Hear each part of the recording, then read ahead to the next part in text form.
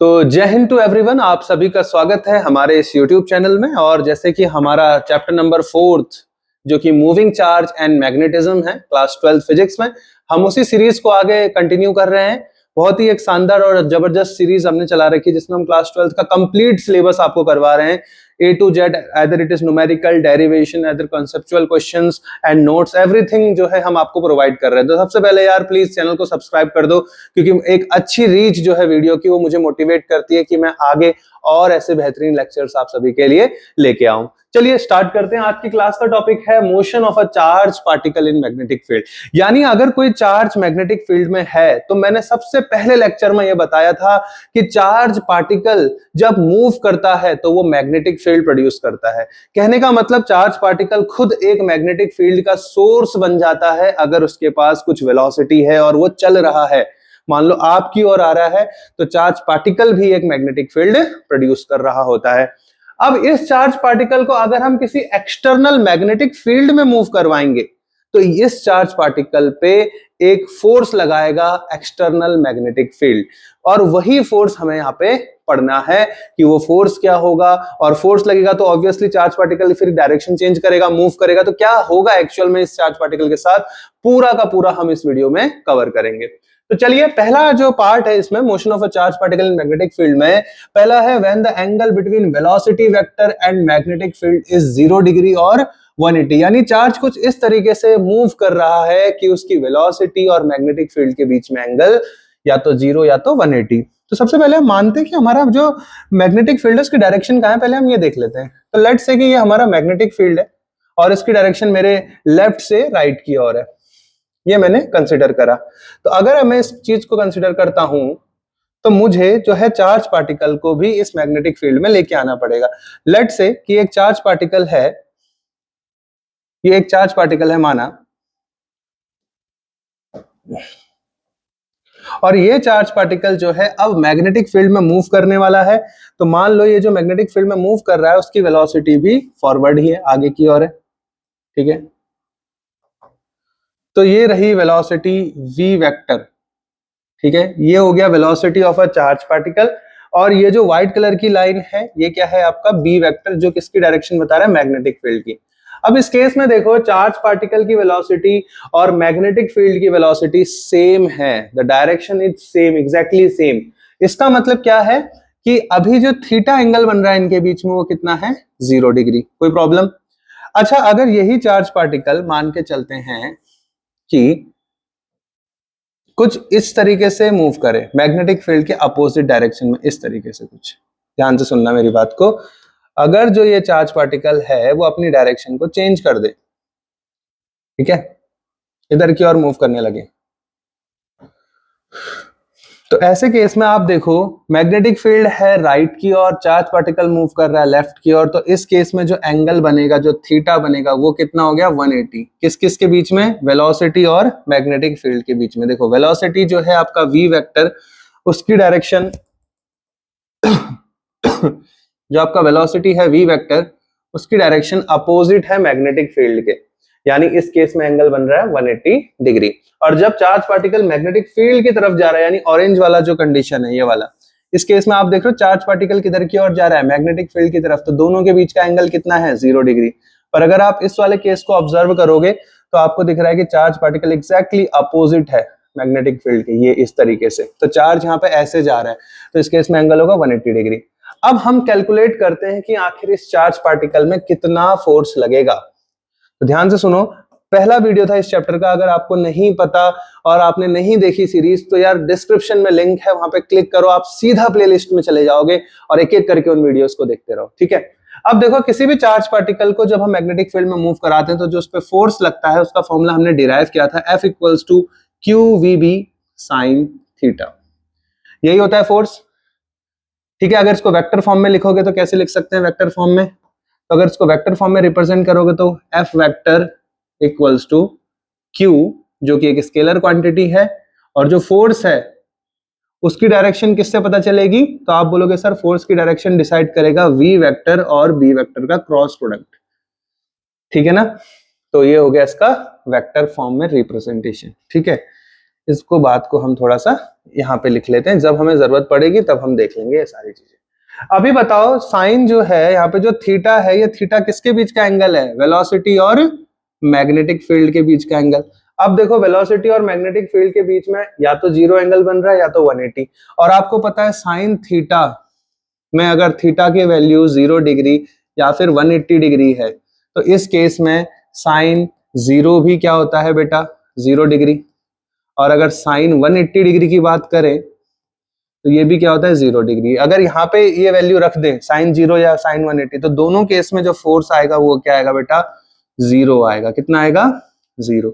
इसका मतलब इस चार्ज पार्टिकल में कोई फोर्स लग ही नहीं रहा, यानी ये चार्ज पार्टिकल जिस डायरेक्शन में जा रहा है उसी डायरेक्शन में जाता रहेगा, क्योंकि कोई भी फोर्स इस पे नहीं लग रहा जब वेलोसिटी और मैग्नेटिक फील्ड के बीच का एंगल कितना है बेटा? 0 या 180 डिग्री। ठीक है, इसको हम पूरा बंद कर देंगे।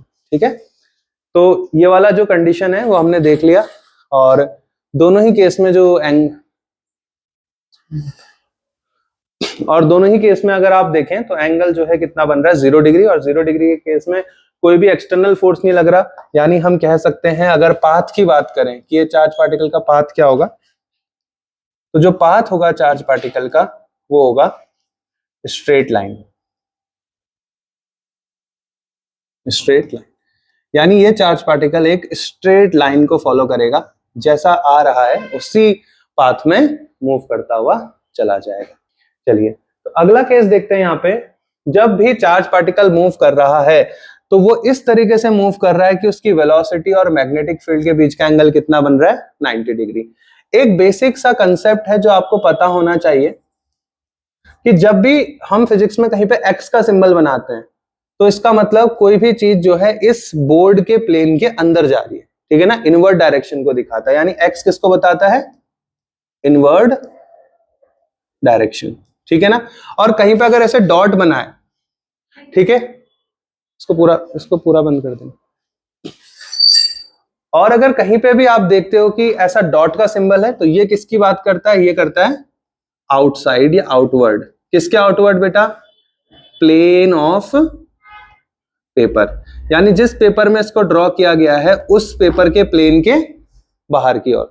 और एक्स क्या बताता है? Inward direction to the plane of paper. समझ में आ गया ना? अब इस मैग्नेटिक फील्ड में किसकी एंट्री होने वाली है? किसी पार्टिकल की, जो चार्ज पार्टिकल है, लेकिन उसको इस मैग्नेटिक फील्ड में कुछ इस तरीके से लाना है कि उसकी वेलोसिटी और मैग्नेटिक फील्ड के बीच का एंगल कितना बने? 90 डिग्री। तो बताइए कैसे लाएंगे चार्ज पार्टिकल को इसमें? तो आप बोलेंगे सर चार्ज पार्टिकल कुछ इस तरीके से एंटर करेगा तो उसकी रफ्तार तो आगे की ओर है, वेलोसिटी, राइट? इसको किससे रिप्रेजेंट करते हैं वेलोसिटी को? v vector. तो वेलोसिटी तो आगे की ओर है लेकिन मैग्नेटिक फील्ड अंदर की ओर। और अभी मैंने बताया था फॉर्मूला क्या होता है किसी चार्ज पार्टिकल में लगने वाले फोर्स का? F equals to Q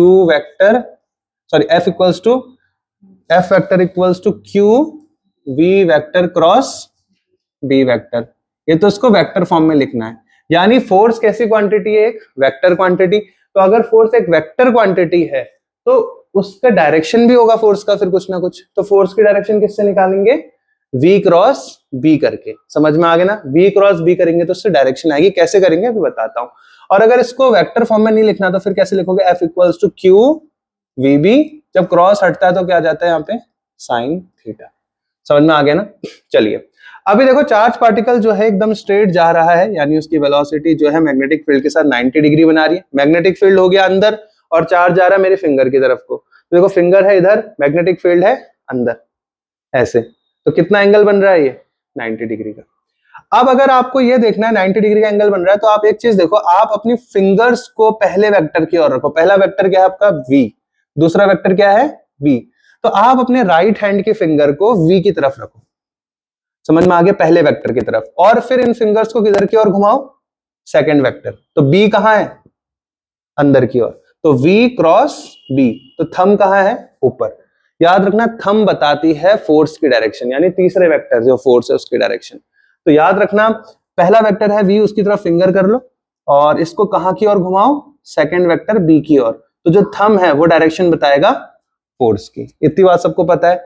velocity की डायरेक्शन है आपकी सीधा, लेकिन इस पे फोर्स कहां लग रहा है? ऊपर। तो ये चार्ज पार्टिकल कहां की ओर मुड़ेगा? इसका जो मूवमेंट होगा वो किधर की ओर हो जाएगा, ऊपर की ओर। क्या बात समझ में आई? यानी ये चार्ज पार्टिकल ऊपर की ओर चला जाएगा। प्रॉब्लम? अब क्योंकि ये इधर की ओर मुड़ गया तो अब इसकी वेलोसिटी भी कहां होगी, ऊपर की ओर। यानी अब दोबारा से वेलोसिटी को दिखाते हैं, तो आप बोलोगे सर इसकी वेलोसिटी तो कहां है, ऊपर की ओर। कोई प्रॉब्लम? पर अगर ऊपर वेलोसिटी है तो मैग्नेटिक फील्ड तो अभी भी कहां है, अंदर। तो वेलोसिटी दिखा दो v वेक्टर से, और अगर डायरेक्शन निकालनी है फोर्स की तो फिर क्या करो, फिंगर्स को करो पहले वेक्टर की ओर, वेलोसिटी कहां है, ऊपर, और फिर दूसरे वेक्टर की ओर घुमाओ, यानी मैग्नेटिक फील्ड देखो v क्रॉस b। v इधर है, b अंदर है, तो सीधे से ऊपर से अंदर की ओर। वेलोसिटी है ऊपर, मैग्नेटिक फील्ड है अंदर, तो ऊपर से अंदर की ओर, तो फोर्स किधर लग रहा है, अंदर की ओर। ठीक है, तो अगर आपको याद है तो पहले वाले केस में जो फोर्स लग रहा था बच्चे, वो कहां लग रहा था, ऊपर, और इस केस में कहां लग रहा है, अंदर की ओर। किसी को कोई प्रॉब्लम? मुझे नहीं लगता यहां तक किसी को कोई प्रॉब्लम होनी चाहिए। यहां तक क्लियर हो गया? अब क्योंकि इस चार्ज पे अंदर की ओर फोर्स लग रहा है तो ऑब्वियसली ये चार्ज पार्टिकल किधर की ओर घूमना चाहेगा, अंदर की ओर घूमेगा, है ना, क्योंकि फोर्स कहां लग रहा है। और ये कौन सा फोर्स है बेटा, ये है मैग्नेटिक फोर्स। ये मैग्नेटिक फोर्स इस चार्ज को अंदर की ओर घुमा रहा है। अब ये चार्ज पार्टिकल में अंदर की ओर फोर्स लगा, जिस वजह से ये इधर की ओर मुड़ गया। अब जब ये इधर की ओर मुड़ा तो यानी वेलोसिटी किधर है, सामने, तो ये चार्ज पार्टिकल जाना कहां चाहेगा, सामने की ओर। लेकिन ये तो इसकी वेलोसिटी है, पर मैग्नेटिक फील्ड कहां है, अंदर। तो अब जरा देखो, वेलोसिटी किधर है, इधर, मैग्नेटिक फील्ड कहां है, अंदर, तो फोर्स नीचे की ओर, है ना। तो इस चार्ज पार्टिकल को फोर्स कहां एक्सपीरियंस होगा बेटा, नीचे की ओर।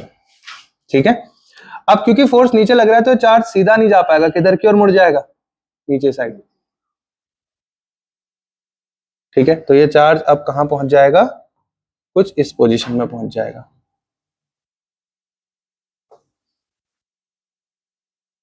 कोई प्रॉब्लम? और अब ये जब यहां पहुंचेगा तो इसकी वेलोसिटी कहां है, अब नीचे की ओर। वेलोसिटी तो नीचे है, पर फोर्स कहां है उसे भी देख लेते हैं। तो अगर आप देखोगे तो आपको अपनी फिंगर्स को नीचे रखना है, और वेलोसिटी नीचे है पर मैग्नेटिक फील्ड अंदर, तो फोर्स इधर साइड, राइट साइड। तो इस पे फोर्स कहां लगेगा बेटा, अंदर की ओर। तो इस केस में अब ये चार्ज पार्टिकल में तो अंदर फोर्स लग रहा है, तो ये चार्ज भी कैसे घूम जाएगा, अंदर की ओर। और अगर आप देख पा रहे हो तो ये जो पाथ है कैसा बन रहा है, सर्कुलर। कैसा बन रहा है, सर्कुलर। जब चार्ज आगे की ओर जा रहा था तो मैग्नेटिक फील्ड अंदर था, तो आपने क्या किया, v क्रॉस b, तो फोर्स कहां था, ऊपर। ये बात समझ में आ गई? इसके अलावा जब चार्ज पार्टिकल ऊपर जा रहा था तो v फिंगर्स ऊपर करी पहले वेक्टर की, और b कहां है, अंदर, तो फोर्स इधर साइड। ऐसे गए तो v क्रॉस b अंदर, और जब नीचे गए तो v क्रॉस b इधर। समझ में आ गई ना बात? इसलिए ये जो है डायग्राम यहाँ पे रेडी होता है। इस केस में जरा आप लोग देखो, साइन थीटा कितना है यहाँ पे बेटा, 90 डिग्री। तो अगर थीटा को 90 रखेंगे तो बताओ साइन 90 की वैल्यू क्या होती है, 1, और साइन 90 में मैक्सिमम होता है, इसलिए जो फोर्स आएगा वो भी क्या होगा बेटा, मैक्सिमम। एक तो ये चीज ध्यान रखोगे, वो कितना होगा, क्यू वी बी। यानी ये जो व्हाइट वाला क्रॉस वाला मैग्नेटिक फील्ड है, ये जितना फोर्स इस चार्ज पे लगा सकता था, अधिकतम मैक्सिमम फोर्स जो ये चार्ज पार्टिकल पे लगा सकता था, वो इसने लगा दिया। ठीक है ना, इससे ज्यादा ये फोर्स इस पे नहीं लगा सकता है। अब जरा एक बार सोचो, बड़ा सुंदर सा चीज है ये, आपको मैंने उस दिन भी बताया था, एक और बार मैं आप सभी को एक चीज बताना चाह रहा हूं कि ये जो फोर्स लग रहा है ना अंदर की ओर, येलो वाला, ये लगा कौन रहा है, मैग्नेटिक फील्ड लगा रहा है। ये फोर्स कौन लगा रहा है, तो ये जो मैग्नेटिक फील्ड ने फोर्स लगाया, कुछ इस तरीके से लगाया कि सारा का सारा फोर्स का सेंटर कहां है, सारे फोर्स सेंटर की ओर लग रहे हैं। और जो फोर्स सेंटर की ओर लगता है उसे क्या बोलते हैं, सेंट्रीपिटल फोर्स। क्या बोलते हैं, सेंट्रीपिटल फोर्स। अब जो ये सेंट्रीपिटल फोर्स है, ये क्या करेगा, ये इस मैग्नेटिक फील्ड के द्वारा लगने वाले फोर्स को कहां की ओर लगने लगा, ये सेंटर की ओर। तो मैं कह सकता हूं जो फोर्स हमने निकाला, ये वाला फोर्स, ये किसके बराबर होगा, सेंट्रीपिटल फोर्स के।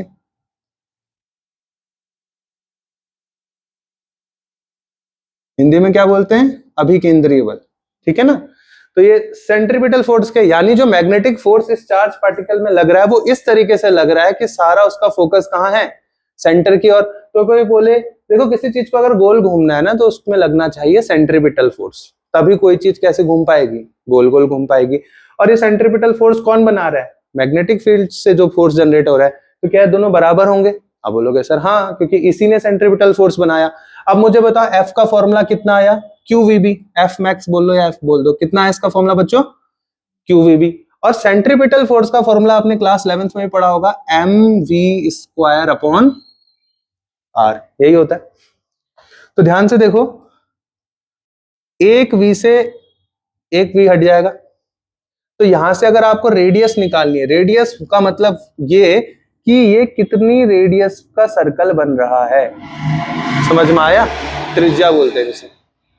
तो अगर कोई पूछे कि ये जो सर्कल में घूम रहा है ये चार्ज पार्टिकल, ये इसका जो सर्कल है उसकी रेडियस कितनी है, तो उसकी अगर रेडियस निकालनी तो ये r है तो सही, r का फॉर्मूला क्या हो जाएगा, mv/qb।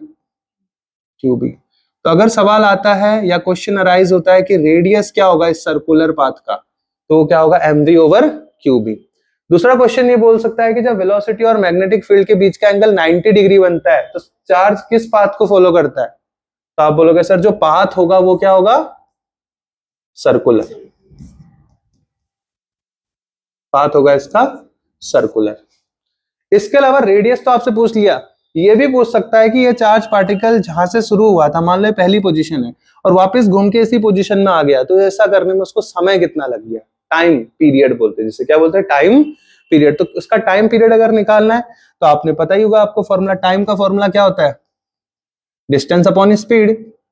सर्कल अगर कोई सर्कुलर पाथ में घूम रहा है तो टोटल डिस्टेंस क्या होगी, 2πr सर्कमफेरेंस, तो ये क्या हो गया 2πr, और अपॉन में स्पीड कितनी है इसकी, v है। कोई प्रॉब्लम, r आपने अभी निकाल ही दिया था, यहां पुट कर लेना, समझ आया ना, r की वैल्यू हम यहां से पुट कर लेंगे। तो अगर हम यहां से r का वैल्यू पुट करेंगे तो देखो टाइम कितना आ जाएगा, टाइम पीरियड को कैपिटल T से दिखाते हैं, ये आएगा 2π/v, what is radius, mv/qb।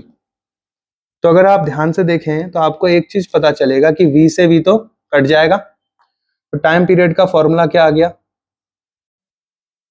2πm/qb, समझ में आया।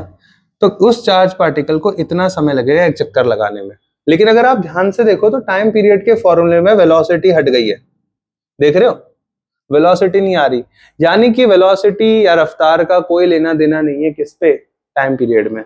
कोई चार्ज पार्टिकल तेज चलेगा, देखो आप ध्यान से देखो ना, आपको एक चीज बता रहा हूं जो नया जुड़ा हुआ है इस बार, ध्यान से सुनना सब लोग, ये जो रेडियस है वो डायरेक्टली प्रोपोर्शनल है किसके, वेलोसिटी के। बड़े ध्यान से सुनना इस बात को, काम की है, पेपर में पूछता है ये, जो रेडियस है वो डायरेक्टली प्रोपोर्शनल है वेलोसिटी, यानी जितना तेजी से चार्ज पार्टिकल एंटर करेगा मैग्नेटिक फील्ड में वो उतना बड़ा सर्कल घूमेगा, समझ में आया।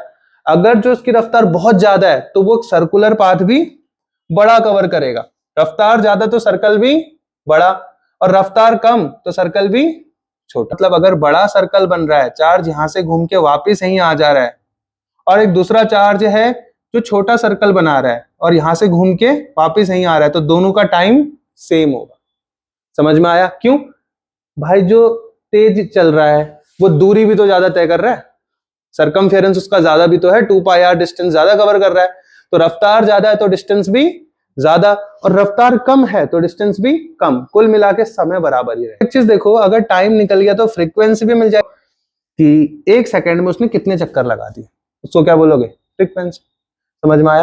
तो अब हम निकालेंगे इसकी फ्रीक्वेंसी, क्या निकालेंगे, what is frequency, number of rotation पर सेकंड, एक सेकंड में कितने रोटेशन हो गए, उसी को क्या बोलेंगे, फ्रीक्वेंसी।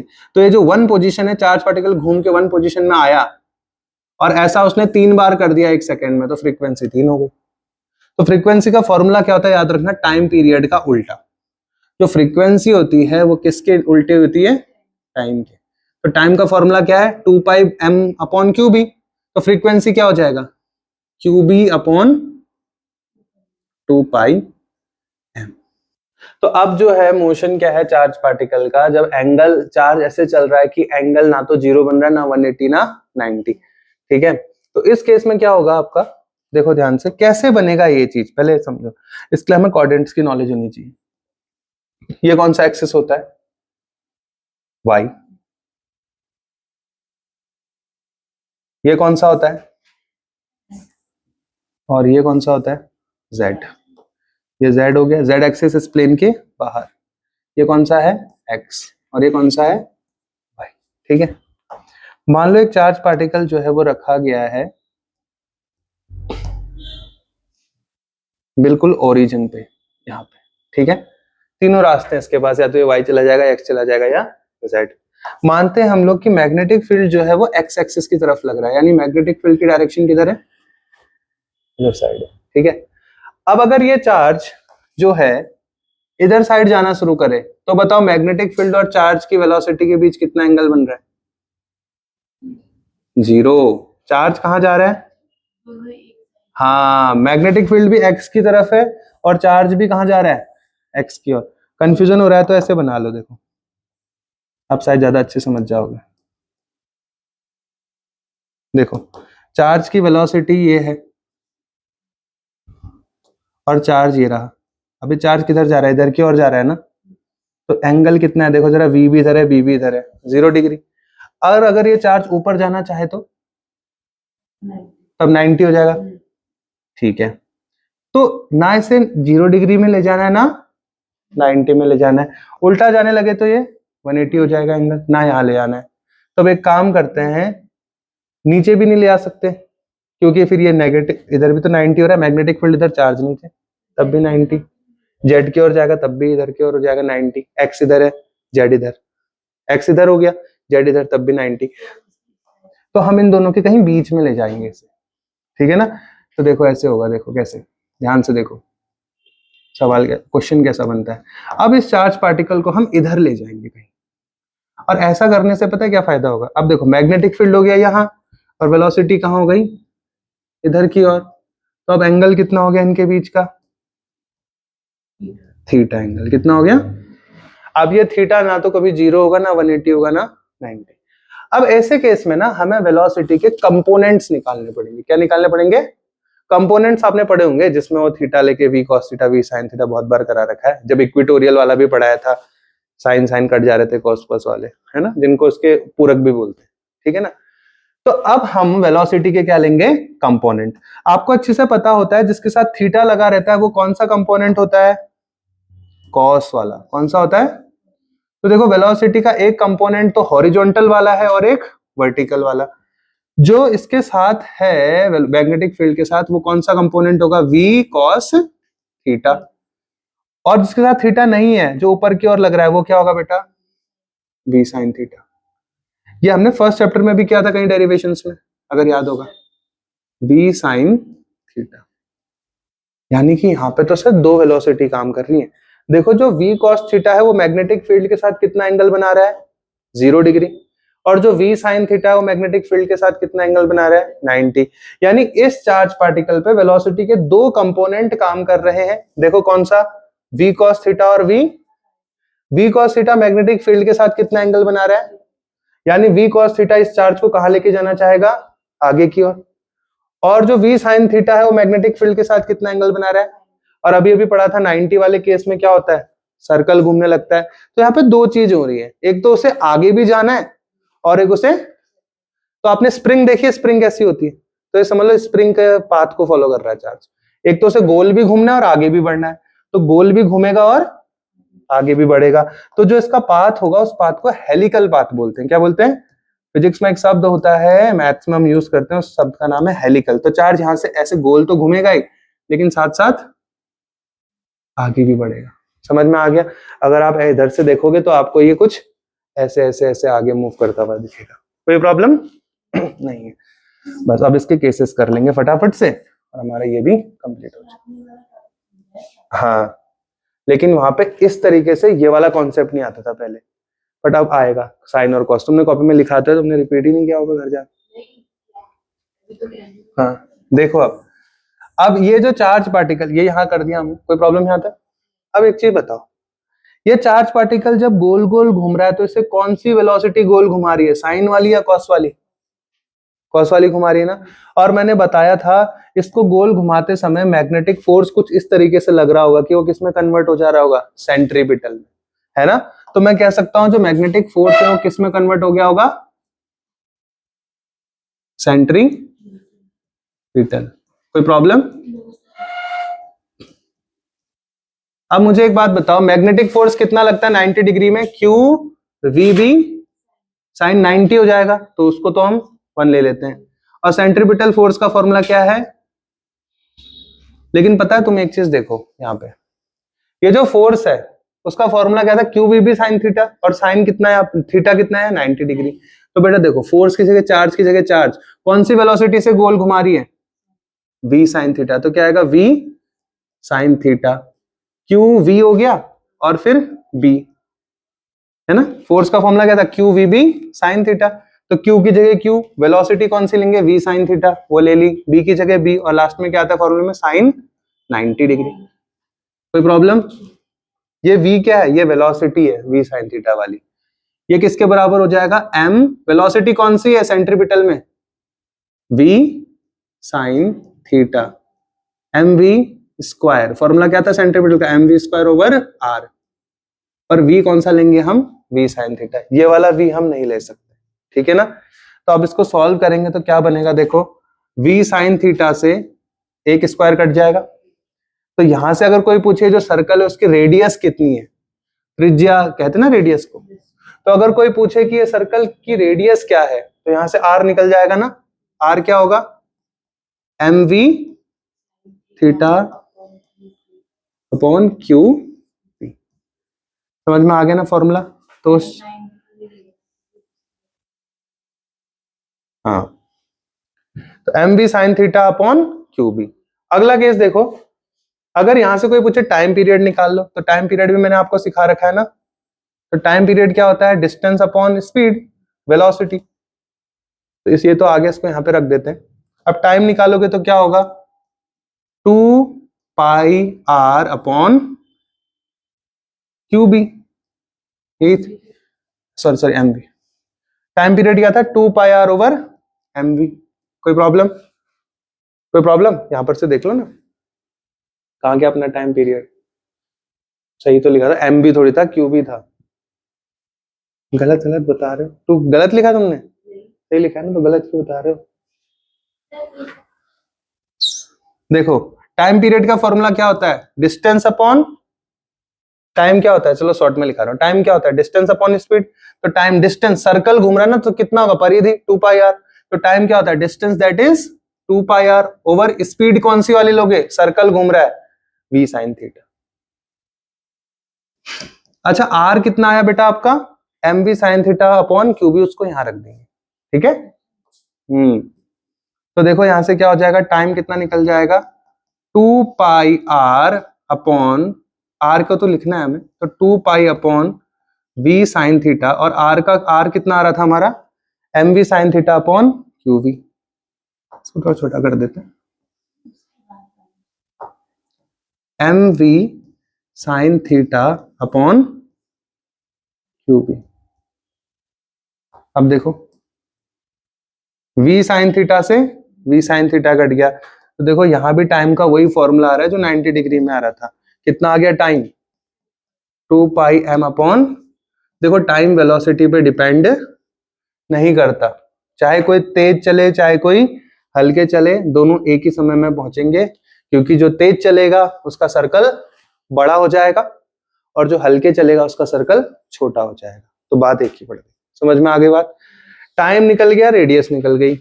इसके अलावा क्या पूछ सकता है, तो एक इंपॉर्टेंट एक चीज है फ्रीक्वेंसी, वो तो आपको पता ही, आप बस किसका उल्टा कर देना, तो टाइम का उल्टा कर दोगे तो क्या आ जाएगी फ्रीक्वेंसी, जो क्या आएगी क्यू बी अपॉन 2 पाई एम।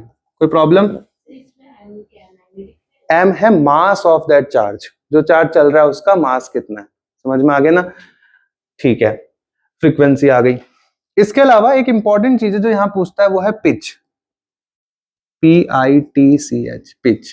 पिच क्या होता है समझो, पिच क्या होता है, आपने देखा है जो सर्कल पाथ कवर कर रहा है ना, तो ये गोल घूमते घूमते आगे भी तो बढ़ रहा है, तो पिच ये बोलता है कि ये जो चार्ज है ना, जब ये एक सर्कल लगा देगा तो एक सर्कल पूरा करने में ये कितना आगे बढ़ गया उसको क्या बोलोगे? पिच।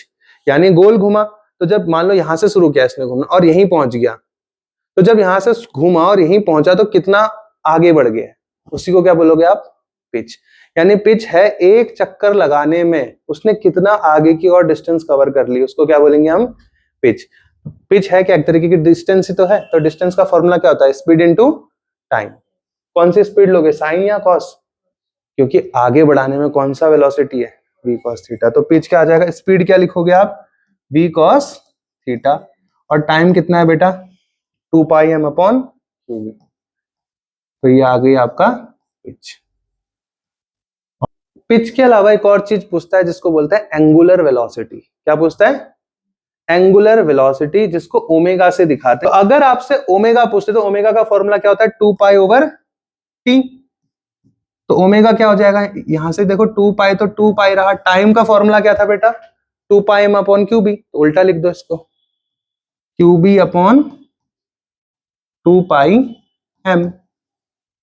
तो देखो क्या से क्या कट रहा है? 2 पाई से 2 पाई। तो अगर कोई एंगुलर वेलोसिटी पूछ ले तो उसका फॉर्मूला क्या होगा? Q B upon M.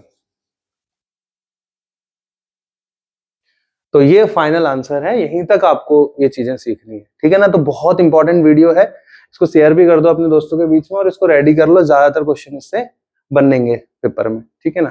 Thank you.